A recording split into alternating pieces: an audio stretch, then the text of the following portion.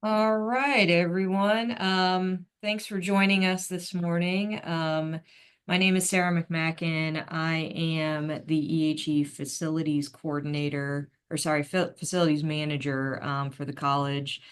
And this is a town hall for the Campbell Hall project that is ongoing. We wanted to get an update out before the summer started and some folks left for the summer. Again, This you want to let them know this is gonna be recorded, Sarah, so we can start. this is going to be recorded, and then there will be a link that will be sent out for anybody who was not able to attend. So, like I said, my name is Sarah McMacken. I'll be presenting along with Brandon Smith, who is our CIO for the college and also wears a facilities hat. Carrie Dixon is here from Advancement, and so she will be providing a short update about the fundraising for the project. And then we also have one of the project architects, Dan Fertelman from Schooley Caldwell, and that is the architecture firm that is responsible for the project design. So on our agenda today, we're just going to revisit the project timeline and give an update about that, give a short construction update with some images from the site, going to talk a little bit about the EHE specific work that is going on, give a fundraising update, and then talk a little bit about space planning and allocation, that process, and also about move-in planning, because we're looking at approximately a year left of construction. So our current timeline began all the way back in August of 2023. That's when we relocated from Campbell Hall to begin the project. And I'm not going to touch on a lot of these points, but this is all part of like the design and construction. We're over here in in March of 2025. We're looking at move-in planning beginning. The current timeline is that substantial construction completion will be done in April of 2026, and so we will begin moving in at that point. Final construction completion is set to be in June of 2026, and we believe we are planning for the first classes to be held in the renovated building in August of 2026. And then finally, in December of 2026, we plan to be completely vacated out of Ramsire and also completely moved into Campbell Hall. And we have this arrow here, which is where we are currently. So a bit about the project scope and budget. We had some unanticipated construction issues, and that's not out of the ordinary for a project of this size, given the age of the building. The project team, and so that is the construction firm, also facilities development and construction, that group at the university, and our architecture firm, as well as their consultants, have identified acceptable solutions to most of these issues. And again, if you want some additional background information, I'm always happy to give folks that information. You just have to, reach out and let me know. So from an EHE standpoint, there are no programmatic elements that will be cut, at least from our standpoint. That's what we've been, talking to the group about, if further budget adjustments need to be made. Again, we've talked a lot about this, that the budget is fairly tight on this project, and so we just want to make sure that the building retains all of the programmatic elements that the college needs and that were included in the original scope of the project. again, as we talk about the budget, the final design of the project is set. And so there's really no additional room if there are extra items that need to be added. And so the project really can't support those further programmatic changes. So if we talk about where outlets are and the type of lighting, etc., that is already all decided.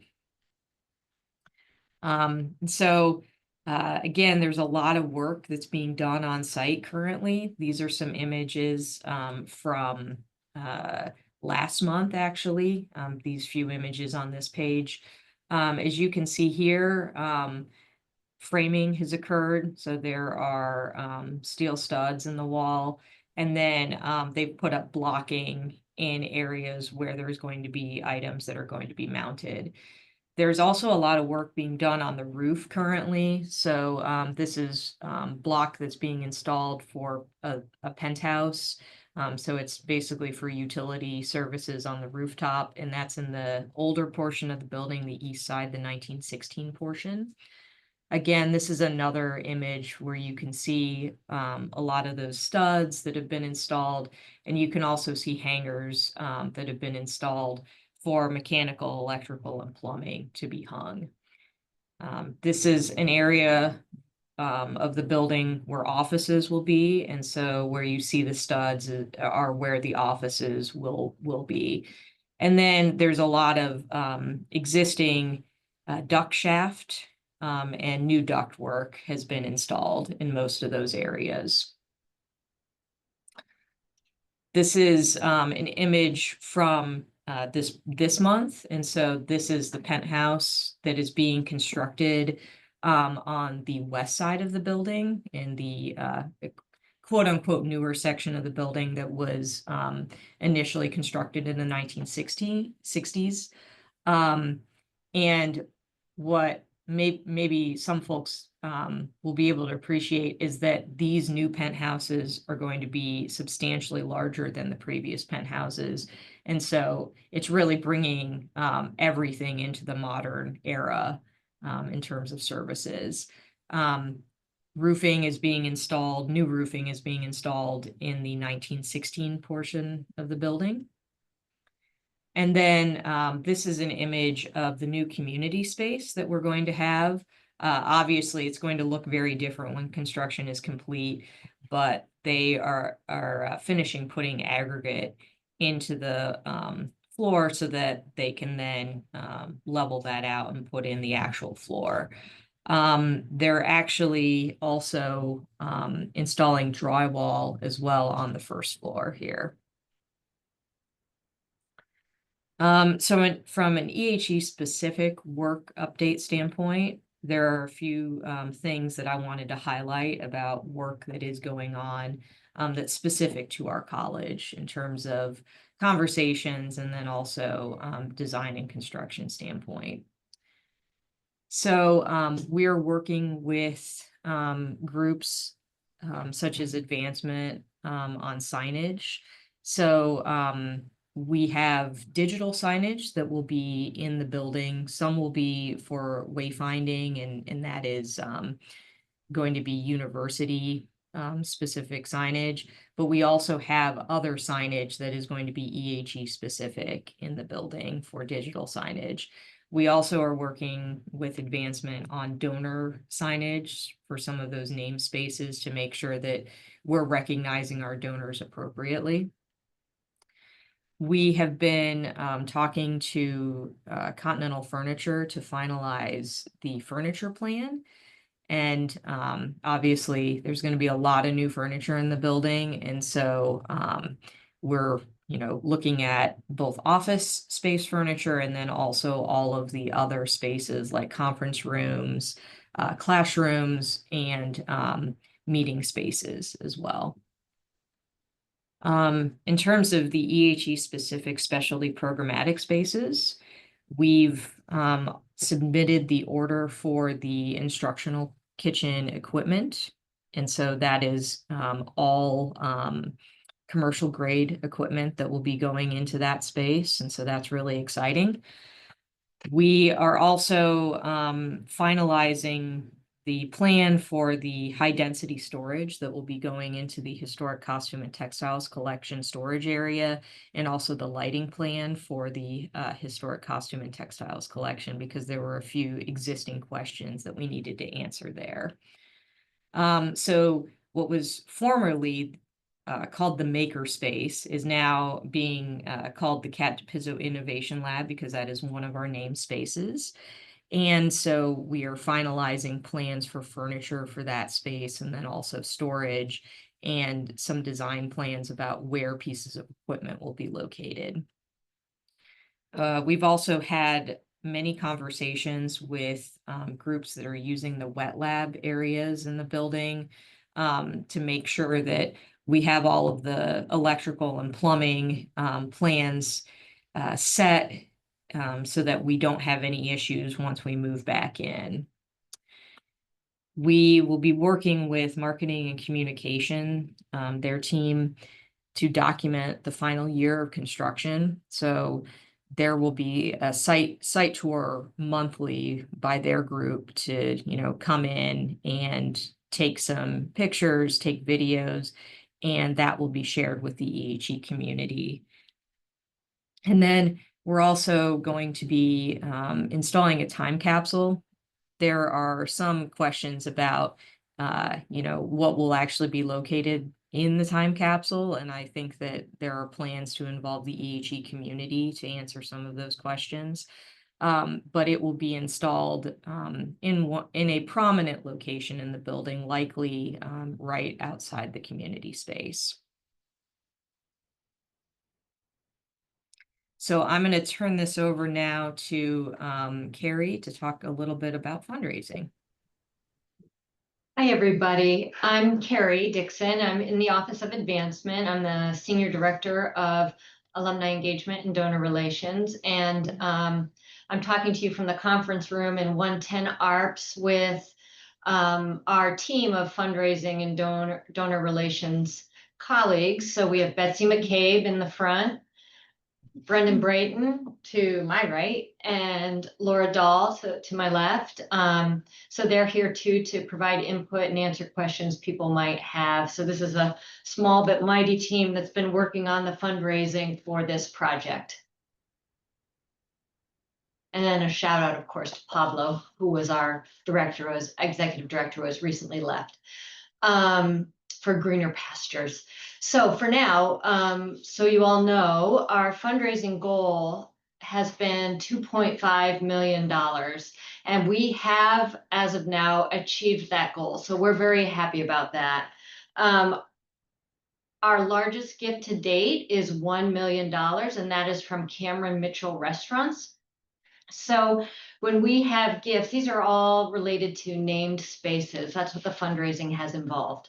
So when we receive gifts specific to each of these spaces, there are amounts that are negotiated with the university that are kind of like minimum amounts that are correlated to naming opportunities. The minimum of those is $100,000. So our largest one has been from Cameron Mitchell Restaurants. And that will be for naming the plaza in front of Campbell Hall. It will be called the Cameron Mitchell Restaurants Plaza. Correct, guys? Yes.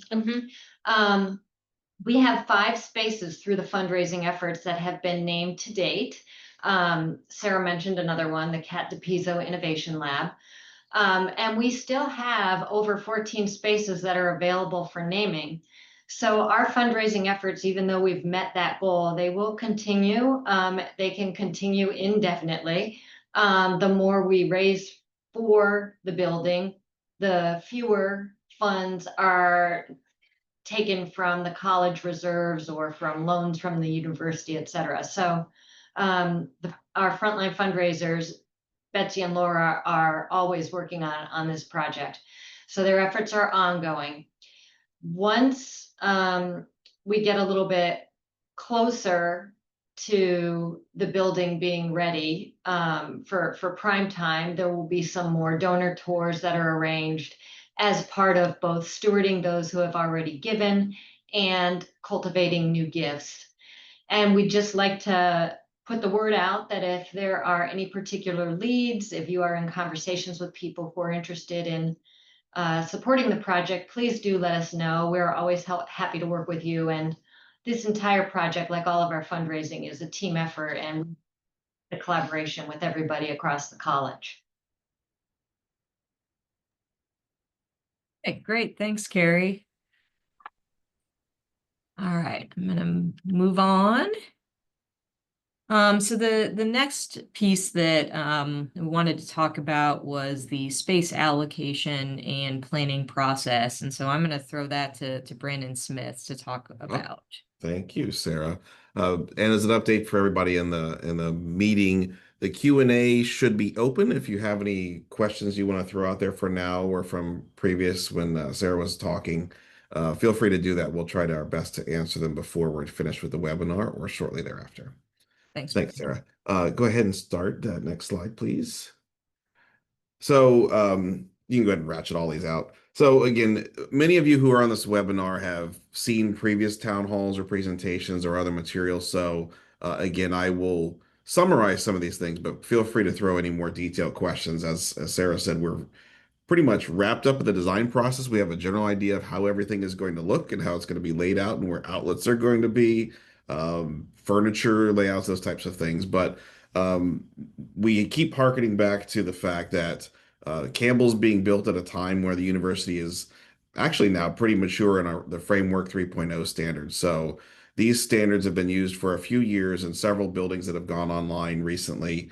And even as Sarah and I had a separate but related meeting earlier this week with other colleges that are following these standards and these guidelines as they're doing space allocation. So it's not unique to us, but it's something that's been helpful in driving the design of Campbell, but also how space will be allocated. These general standards are there's numbers out there that basically show our university doesn't have a lot of space for students, for learning activities, for research. And so those are increased in percentage wise with every new building is to make sure that we have more learning spaces for students, both formal and informal. So when you've seen the designs before, you'll see more places where a student can tuck in between classes. Because as you've seen them in the hallways and ARPs and other buildings, they're squeezing over there and taking an online class before they go to the next class in the building. So more of those informal spaces have been inserted into Campbell to fit that new mode.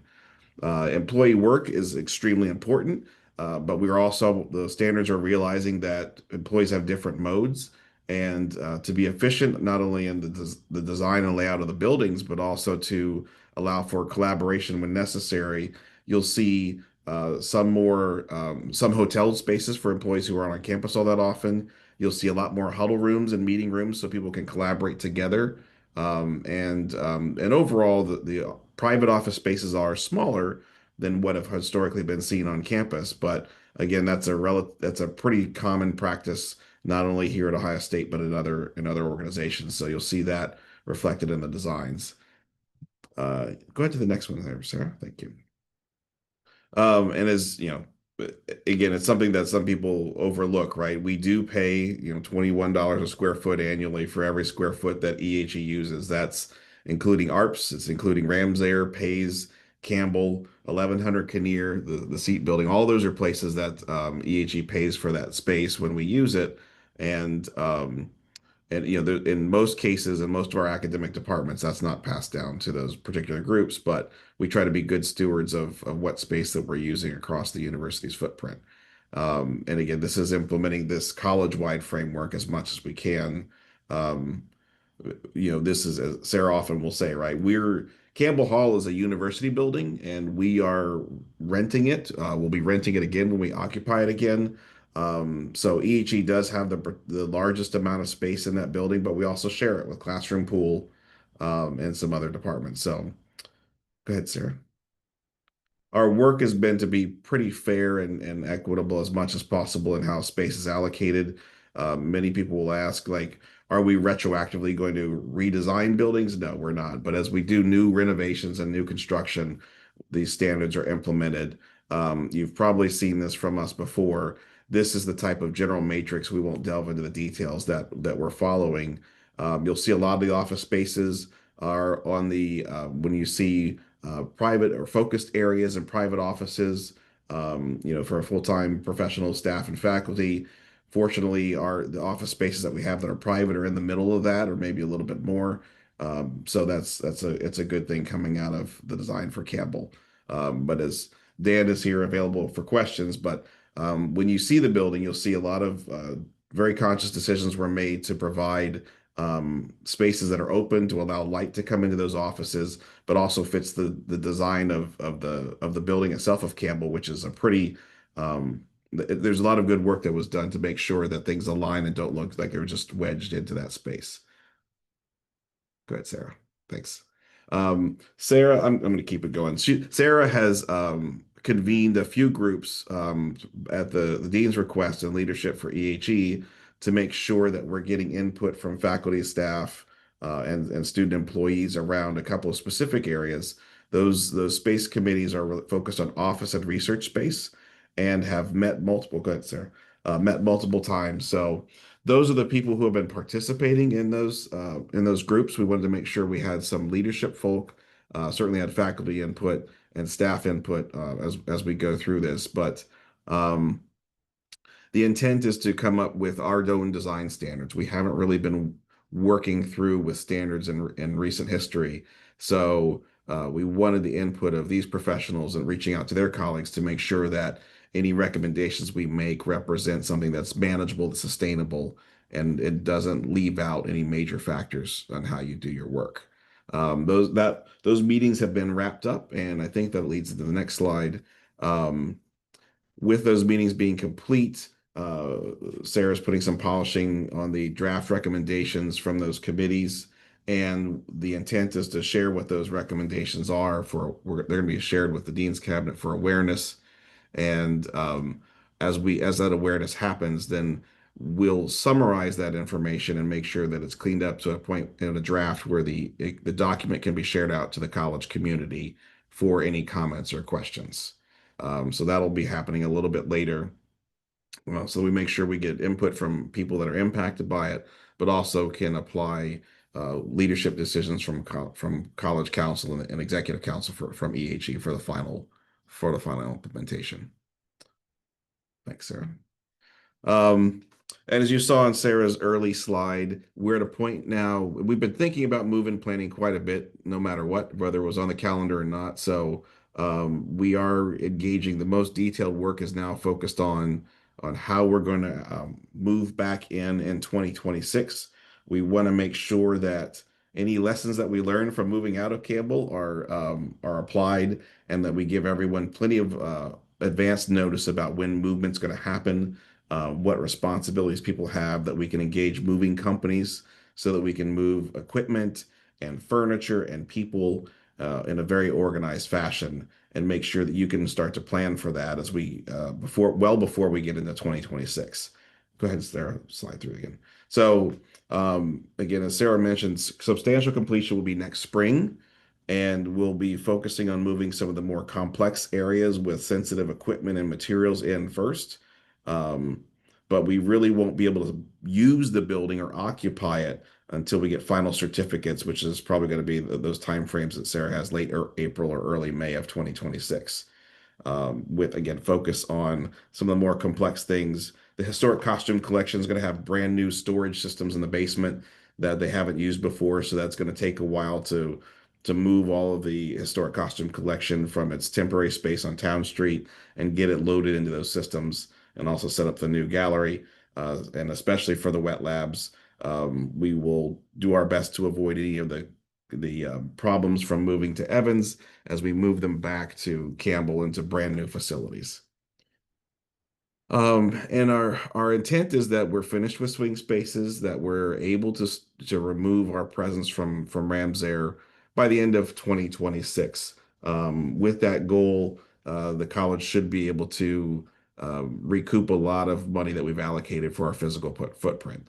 In the short term, we're not paying for Campbell because we're not in it, but we are paying for Ramsayre. By the time we finish and we can finally close the doors and turn over the keys to planning and real estate for Ramsayre, we can remove that rent from our budget as well. Yeah. So things that are coming up. We want to make sure that we have some initial plans, but since the beginning of this Campbell Hall project, a lot of stuff has shifted. So we want to make sure that we um, implement move-in plans and program locations with the most current information that we have for EHE. So Sarah and I will be working with department chairs to get any updates from departmental level plans on how that might affect space allocation, look at a lot of other factors about program locations and see if they're, we aren't focused just on Campbell. We'll make sure that we're making the best decisions for all of EHE's footprint. So what's happening in ARPS and what's happening in PAYS, just to be sure that at the end of the day that our programs are in the best locations for success, to work with each other if there's collaboration and provide good opportunities for our students.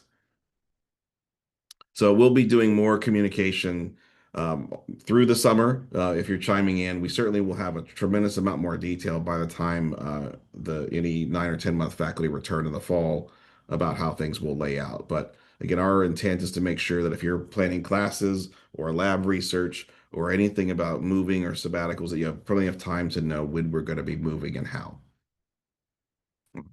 So, looking for any questions or comments, you can use the Q&A feature within the webinar, and we'll take a look at those. Sarah is always available to bat cleanup if I miss something important. What do you think, Sarah?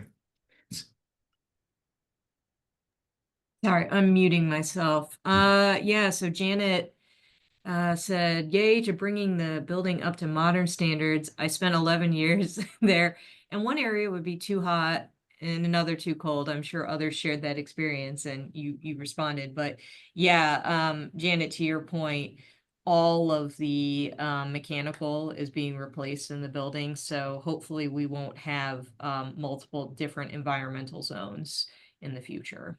Yeah. The behind the scenes stuff, right? There's a new generator going in, so power will be there. There's special rooms for the -80 freezers to make sure they have uninterrupted power and those rooms get cooled off to preserve the functioning of those freezers. Lots of air movement, new air handlers on the roof to handle both lab air and building air. Is how far And the windows open. Sarah? Oh, go ahead, Dan. What'd you say? The windows in the 1916 building will actually open too. So, Thanks, Dan. Any other questions, comments?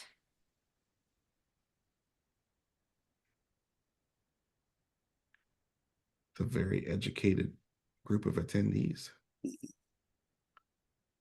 Well, again, if you have any questions that pop up, feel free to reach out to me or to Brandon, and we can, if we don't have the answers, we can certainly talk to the design team to get some answers.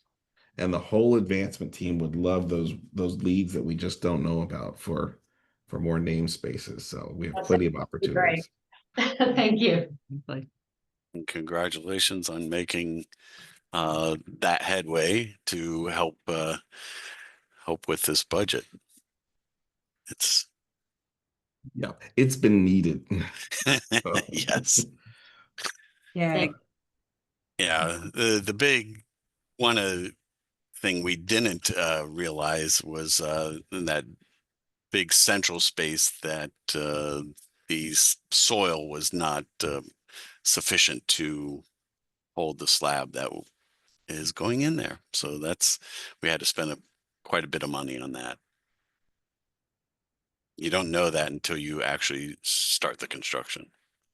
Yeah, so to elaborate on what Dan said, that space where the community space is going in, previously in the building, it was tucked underneath. It was underneath the second floor, but it was technically exposed to the air.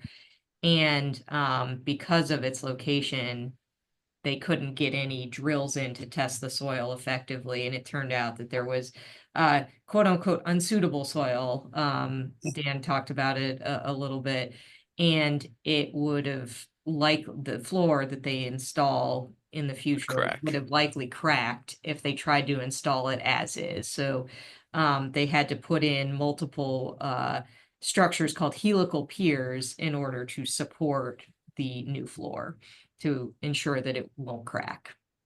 It So was now we can dance on it. expensive. Yeah, Yes. exactly. All right. Well, I don't see any other things, any other questions popping up. Again, this will be recorded and a link will be sent out to the entire EHE community. So if you wanted to watch it again, or if you have any colleagues that, are busy administering finals, this week, then they can view it at that point. Any of our other panelists have anything?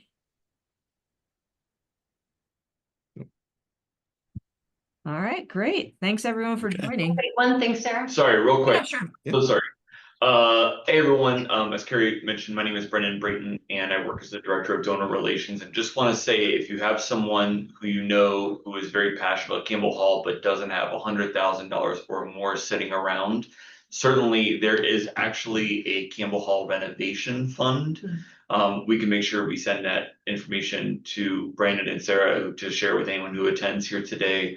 And you can make any kind of gift of any size online, and that still goes into really a fund that's dedicated to this project, where really all of the fund money that someone gives toward a specific space goes into that fund earmarked for that space, but it helps us to kind of pool those resources together. So just saying that if you know someone who really cares about this project, this could be a really great way to still support it, even if it isn't at the scale of needing this space. Thanks Great. for that, Thanks so much Brendan. for Thank you. sharing that. Bringing course, that up. yeah. We'll try to make sure we do this when this goes out, probably in the EHE Insider, so that people can see it. But as Brendan said, we can get a link to that particular donor fund as well. So thank you. Yeah, of course. All right, great. Well, thanks so much everyone for joining us today. Have a great rest of your day. Bye-bye.